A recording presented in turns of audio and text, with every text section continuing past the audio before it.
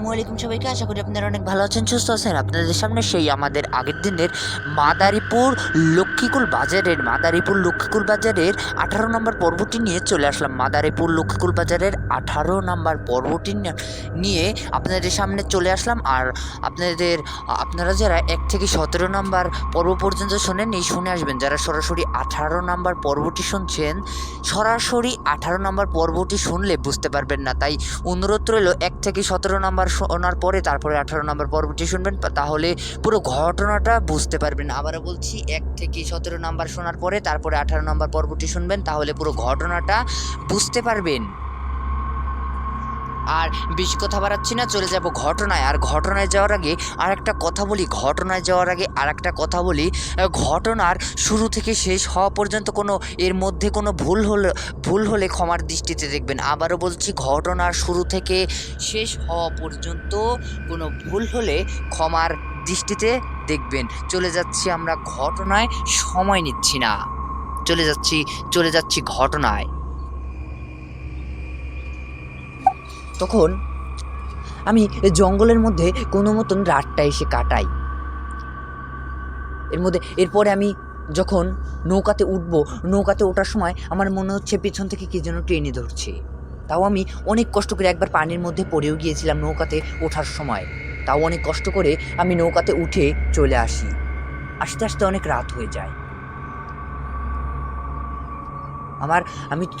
আমি অনেক ক্লান্ত ছিলাম, শরীরটা অনেক অসুস্থ হয়ে গিয়েছিল। আস্তে আস্তে নৌকাটা চালিয়ে আমি চলে আসছিলাম বাসার দিকে।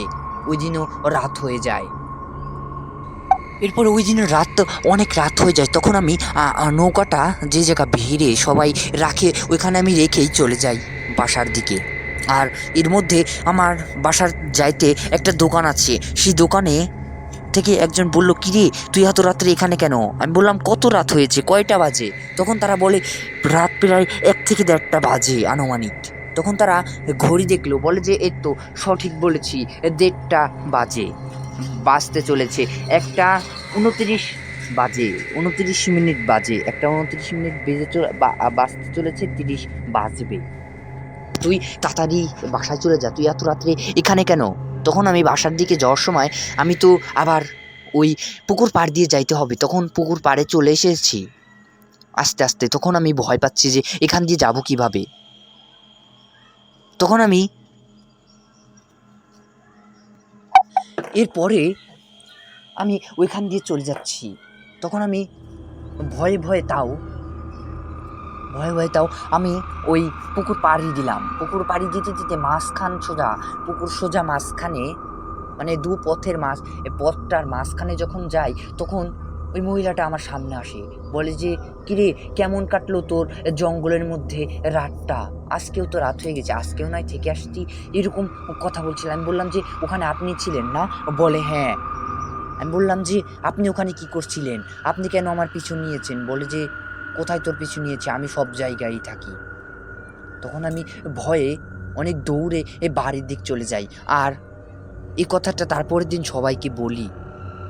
আর এই ঘটনাটা যে পাঠিয়েছে, তাদের এলাকা থেকে সে আর একটা ঘটনা শুনেছে। ঘটনা অনেক ছোট্ট, এই ঘটনার মধ্যেই সেটা লেখা আছে। আমি বলছি সেটা এখনই। ঘটনাটা পাঠানোর 3 থেকে 4 দিন আগে নাকি ওইখানে একজন আর একটা জিনিস দেখেছে। ওই গাব গাছের সোজা অনেক একটু দূরে একটা বাড়ি আছে, পুকুর পাড় দিয়েই যাইতে হয়। ওই রাস্তাটার অন্যদিকে যাইতে হয়, গাব গাছের দিকে নয়। গাব গাছের রাস্তা একদিকে, আর ওই বাড়িটার যাইতে হয় অন্য রাস্তা দিয়ে। ওই রাস্তা দিয়ে একটা বাড়ি আছে রাস্তার মাথায়। ওই বাড়ির একজন লোক বারান্দায় বসেছিল। দিনের বেলায় সন্ধ্যা লেগে গিয়েছে, বৃষ্টি হচ্ছিল। ওই দিন 3 থেকে 4 দিন ধরে টানা বৃষ্টি হচ্ছে। ওই লোকটা বারান্দায় বসে আছে, বসে বসে কিছু করছিল না, শুধু বসেছিল। সে লোকটা লক্ষ্য করলো যে কে যেন ওইখান দিয়ে আসছে। আর ওই রাস্তাটাও নাকি ভালো ছিল না। ওই রাস্তাটা ছিল আবার ওই একটা বাড়ির গল্প বললাম না, ওই বাড়ির সাইড দিয়ে ওই রাস্তাটা গিয়েছে। ওই বাড়ির ওই সোজা ওইখান দিয়ে একজন লোক যাচ্ছিল। ওই লোকটা তার উপরে, ওই লোকটার উপরে চোখ পড়েছে যে সে এদিকে আসছে। সে তখন আবার অন্যদিকে তাকিয়ে, ওইদিকে তাকিয়ে সে দেখে যে ওই লোকটা ওখানে নেই, ওই লোকটা আর আসছে না, ওই লোকটা উধাও, কোথায় চলে গেছে বুঝতে পারছে না সেই লোকটা। এইটুকু সেই ঘটনাটা। আর তখন সেই লোকটা অনেক কষ্ট করে পুকুর পাড়ি দিয়ে যাচ্ছে। আমরা মূল ঘটনায় চলে যাচ্ছি। সেই লোকটা অনেক কষ্ট করে পুকুরটা পাড়ি দিতে দিতে অনেক দৌড়ে চলে যায় ওই মহিলার ওইখান থেকে। এরপরে সেই লোকটা বাসার দিকে চলে যায়। বাসার দিকে যাইতে যাইতে তখন দেখে যে তার বাসাটা আবার ওই বাড়ির পাশ দিয়ে, যেই বাড়িতে কোনো লোকজন থাকে না, সেই বাড়ির পাশ দিয়ে যাইতে হয় তার বাড়িতে।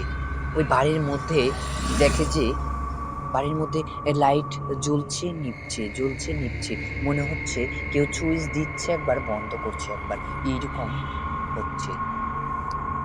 আর শব্দ হচ্ছে দরজা যেরকম ধাক্কা দিলে জং ধরে যায় দরজায়, অনেক দিন পর সেটা খুললে যেরকম একটা শব্দ হয়, সেরকম একটা শব্দ হলো। সেরকম শব্দতে অনেকবার শব্দটা হচ্ছে, কিন্তু সে বুঝতে পারছে না যে ঘরের মধ্যে কে। আর ওই ঘরের মধ্যে তো কারো থাকার কথা না, কারণ ওই বাড়িতে কেউ থাকতো না।